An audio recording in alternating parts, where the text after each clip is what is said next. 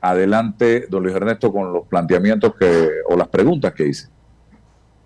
Sí, estuve escuchando la entrevista y lo primero que yo creo que hay que explicar es que la libertad, o sea, el derecho de sindicalización es uno de los 4 elementos fundamentales del trabajo decente. Entonces, todos esos convenios han sido ratificados por la República de Panamá y existe un elemento que se llama libertad sindical, y la libertad sindical es precisamente respetar el convenio 87 y otros convenios más que tienen que ver con el proceso de la autonomía de los sindicatos. Yo creo que aquí hay un problema de enfoque, Álvaro, y el Ministerio de Trabajo, hay un 33% que tiene cada sector. El Ministerio de Trabajo no lo manda el ministro o la ministra de Trabajo. En el enfoque del tripartismo, los empleadores son parte, el gobierno es parte y los trabajadores son parte.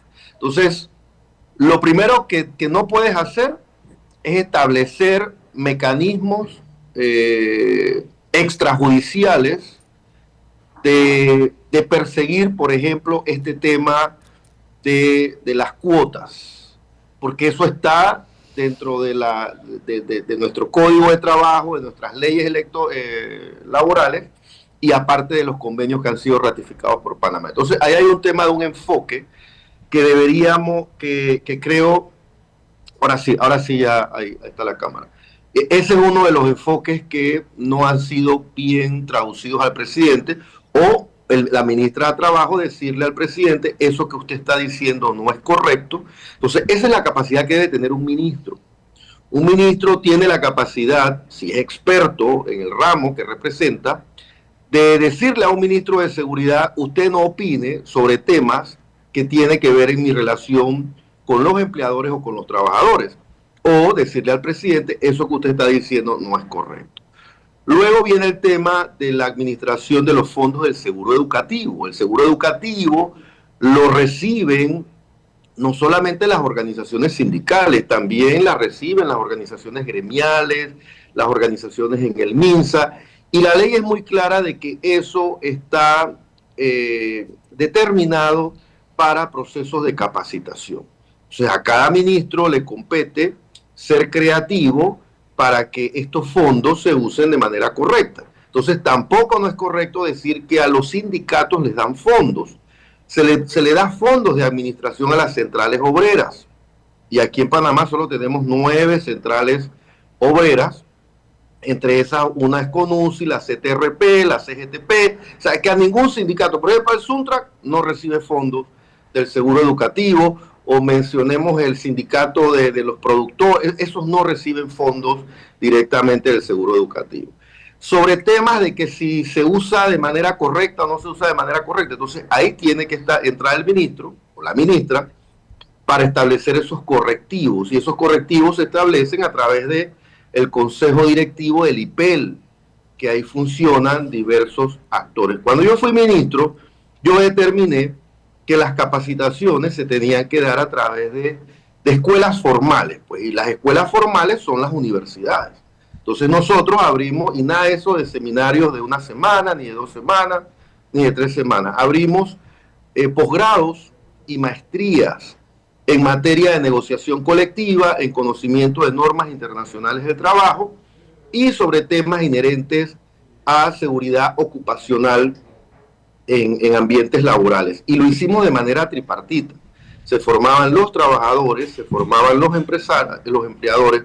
Muchos empleadores recibieron becas del IPEL para formarse en estas maestrías, y sobre todo se hacía, Álvaro, buscando la forma de que se pudiese solucionar los conflictos a través del diálogo, porque tú no puedes solucionar el conflicto con gente que ignora la materia laboral o que ignora la aplicación de todas estas normas internacionales del trabajo que Panamá ha ratificado, y fue una experiencia positiva. La prueba está que no hubo huelga, a excepción de la huelga Capac-Suntra, que fue la única huelga que sostuvimos. Y el otro elemento que me preocupa es el tema ante la OIT.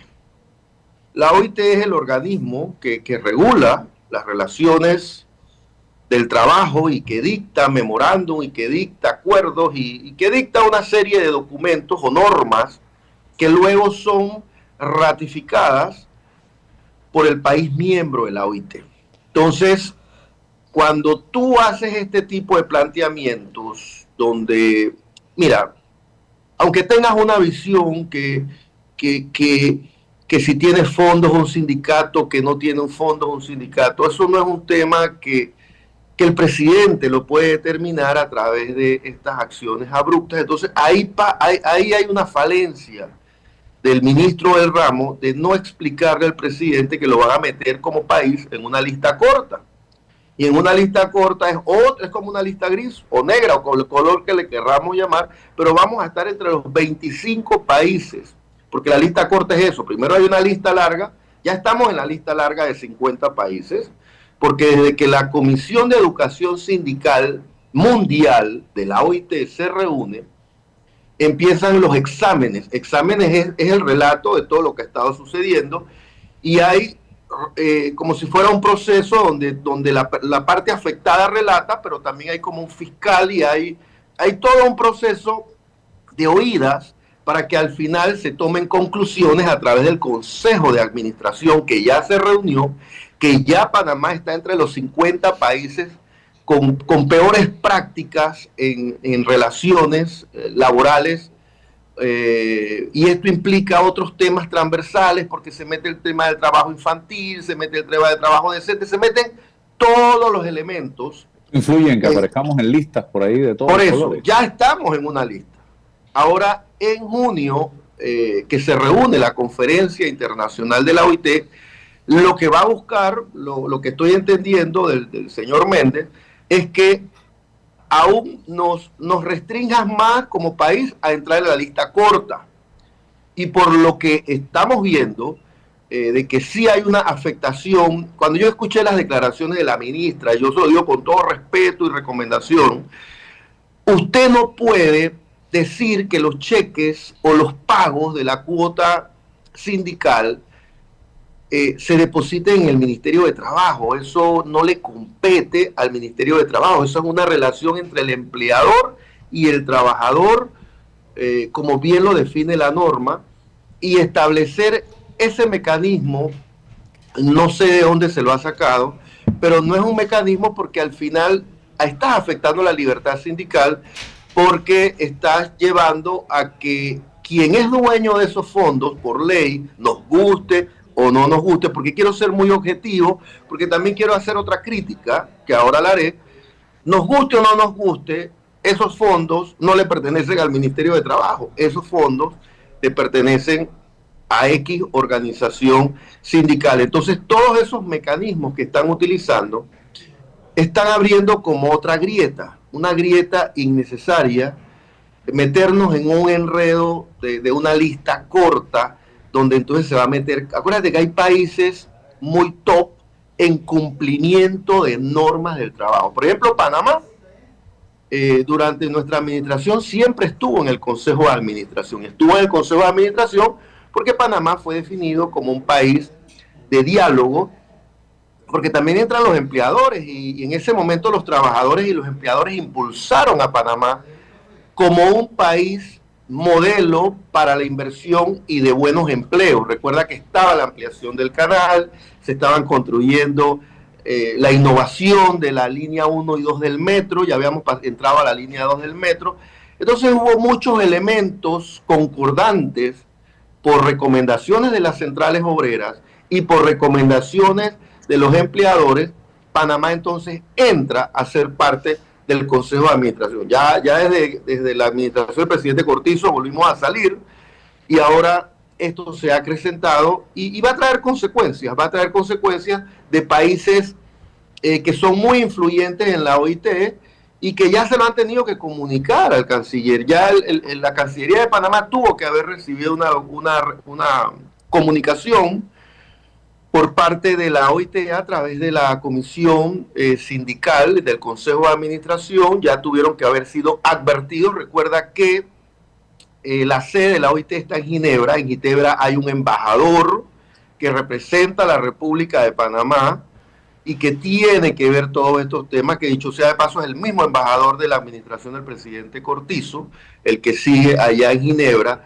Entonces él tiene que ya haber informado al canciller o al que tenga que ver estos temas en la Cancillería de que ese tema viene. Y nos vamos a convertir en noticia mundial porque vamos a entrar en una lista corta de los peores países con prácticas laborales. ¿Y por qué yo creo que está sucediendo esto, Álvaro? Porque hay un mal enfoque. Yo creo que el tema de la seguridad social fue un tema de mucha discusión, de mucha diversidad de planteamientos de ideas, pero creo que eso ya había pasado, ya había bajado bastante el nivel y se unieron otros temas. Y esos otros temas, no sé si le informan, porque existe un Consejo de Seguridad. Al Consejo de Seguridad en algún momento tiene que ser escuchado por la ministra de Educación, tiene que dar su planteamiento, el ministro de Trabajo, diversos ministros cuando hay este tipo de situaciones, y explicar, oye, hay un tema que está trillando mucho y es este, cómo lo puedes ver con los gremios, cómo lo puedes ver con X grupo, pero entonces después entramos a dar una declaración con las universidades públicas. Entonces enredamos otro tema al decir que en la Universidad de Panamá lo que sucede es que hay como si fuera una guarida de organizaciones criminales. No sé si estoy diciendo muy fuerte, pero más o menos eso fue lo que entendí. Cualquier cosa menos una universidad. Ajá, eso fue lo que entendí el presidente. Entonces, ahí laceraste un grupo de profesionales que han, bueno, ahí está la ex procuradora Ana Matilde Gómez, un grupo de profesionales, muchos profesionales que son médicos, que a lo mejor hoy atienden en hospitales y a lo mejor hasta han atendido al presidente, ¿sabes? Todos los médicos, casi todos los médicos en otra hora eran egresados de la Universidad de Panamá, los abogados, los arquitectos. Entonces vas lacerando, cuando hablas de, por ejemplo, de UDELA, todos los fisioterapistas que atienden en el Estado, en el Ministerio de Salud, son egresados. Ojalá no existieran las universidades privadas, ojalá existieran, todas fueran universidades públicas. Entonces ahí te metiste con un grupo importante del pensamiento, de la academia, que yo en lo personal, yo no quiero cierre, yo no quiero huelga, yo quiero que el país prospere, yo quiero, no sé si ves mis planteamientos en redes sociales, yo hablo mucho sobre la seguridad jurídica, la inversión, cuidar los buenos empleos, porque eso es lo que dice el último informe de la OIT, de cómo los países tenemos que buscar inversiones y cuidar los buenos empleos. A veces soy cuestionado por mis planteamientos, pero yo no puedo tolerar que un presidente se exprese de esa manera de la educación superior pública, porque la educación superior pública está siendo lacerada como si fuera una mala educación. No, nosotros tenemos 5 universidades que tienen excelente, cada una tiene su objetivo, la Universidad Tecnológica tiene su objetivo, cada una diserta en diversas competencias, entonces se metió con ese grupo. Y después viene el tema del memorándum de entendimiento. Entonces, mira, Álvaro, Panamá desde 1990 ha firmado más de 20 memorándum de entendimiento. Entonces, este memorándum de entendimiento no le compete ni a la ministra de Educación, ni a la ministra de Trabajo andar explicando eso. Eso le compete al canciller. Entonces, el canciller ha estado ausente, no ha explicado, ha dejado que todo el mundo opine, figuras del gobierno de Estados Unidos opinen. El presidente ha opinado de manera opaca, porque yo considero que él no ha explicitado a fondo, y ha permitido que se saquen conclusiones sobre el contenido de lo que tú puedes leer. Puedes entender que sí, que es un contenido bastante amplio, no es un contenido que deseemos que ese sea el contenido, pero salga a explicar. Yo creo que tiene una tribuna como la Asamblea Nacional de Diputados, que tiene también encrispado a ese sector para que use sus 2, 4, 6 horas y él pueda explicar ampliamente, porque él es el experto en ese tema. el experto, aunque el presidente diga que la política exterior la define él como presidente, sí, presidente, yo sé que la define el presidente, pero quien lo tiene que orientar en ese tema es el canciller, y el canciller es el que tiene que explicar ampliamente el contenido. Ana Matilde.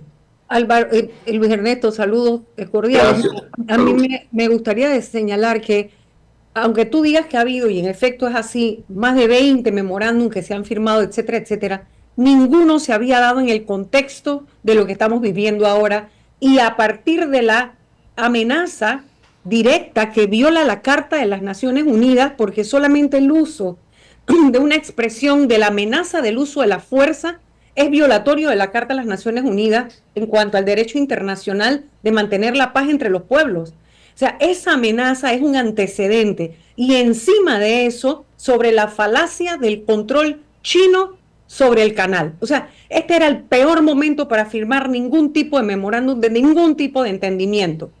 Aparte de eso, la letra del documento rebasa el título que le pusieron. Y esa es la indignación que tenemos muchos panameños, porque nos están poniendo en riesgo innecesario al arrastrarnos en esta guerra comercial de los Estados Unidos y potencialmente una confrontación bélica o una guerra convencional que no es nuestra, pero que atrae los ojos de los enemigos de los Estados Unidos a Panamá como un objetivo. Sí, yo coincido totalmente. Yo solamente estoy narrando los hechos de que en cierta manera hay una ley aprobada. Sí, en la no te seguridad rebato, lo social. que quería como contextualizar de que el momento ha sido el más desafortunado. Así es, así es. Y eso ha hecho que se unan muchos elementos, y es como cuando tú a la herida le echas más sal, y ahí es donde viene al punto que yo quiero llegar. Siempre un presidente va a tener ministros, no sé si usar la palabra, más conservadores o más mediadores, otros que son más radicales. Por ejemplo, cuando yo dije, porque el seguro educativo no se le puede quitar, yo me acuerdo que el Contralor en ese momento también quería realizar unas auditorías, porque siempre dicen, la administración anterior usó mal el seguro educativo. Entonces yo sencillamente dije, no vamos a cambiar, no va a haber estas capacitaciones pequeñas, vamos a hacer capacitaciones formales con las universidades. Les gustó la idea y se hizo.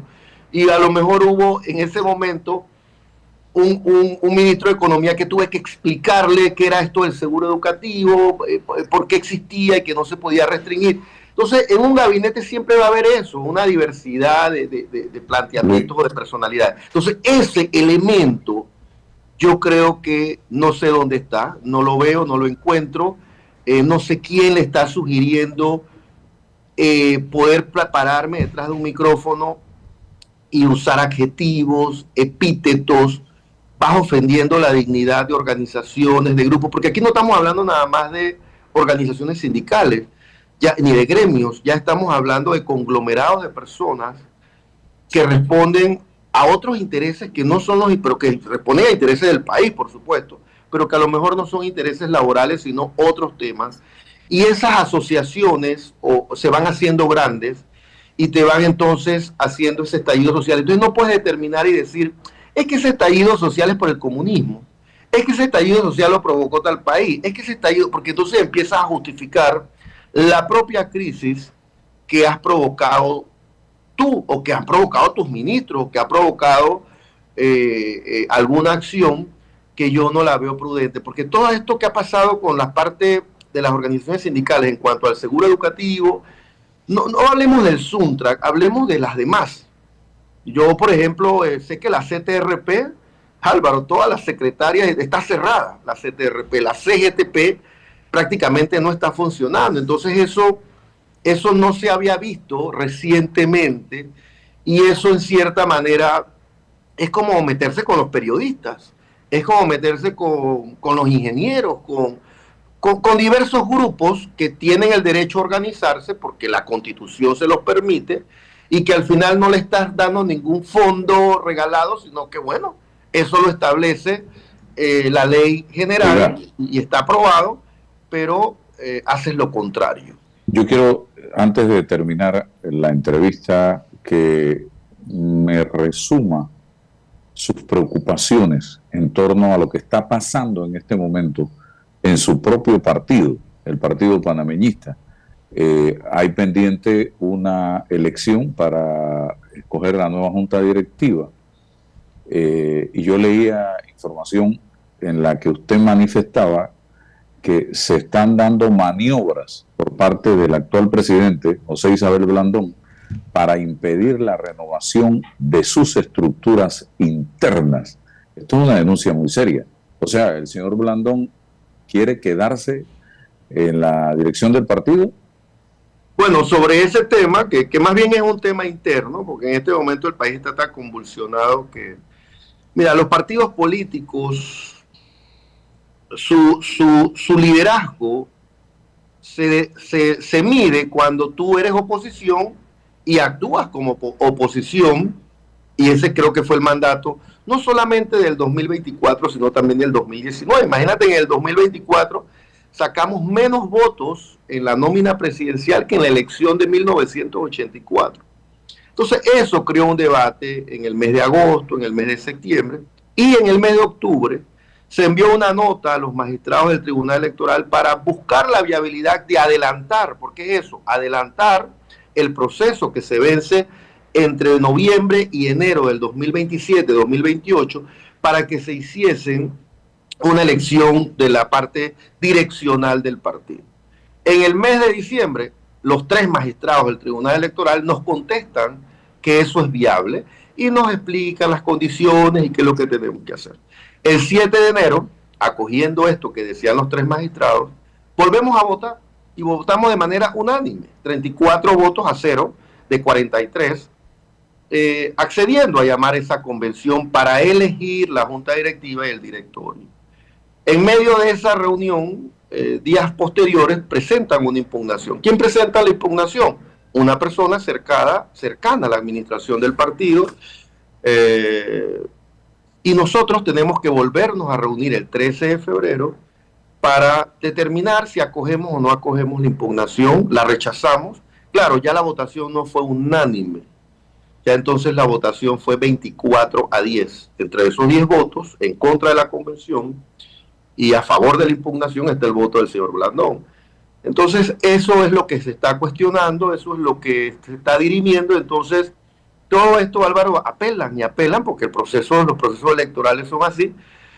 Tuvo que ir ya en apelación al Tribunal Electoral, y entonces el 25 de abril es que nos dan la audiencia.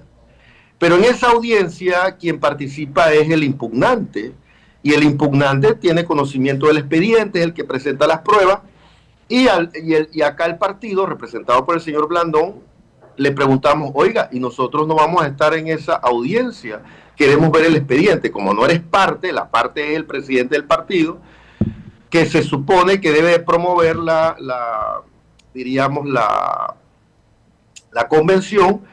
Lo que sucede es que él no está en el país, el primer vicepresidente da el poder, y así logramos tener representatividad en esa audiencia que se celebró el 25 de abril.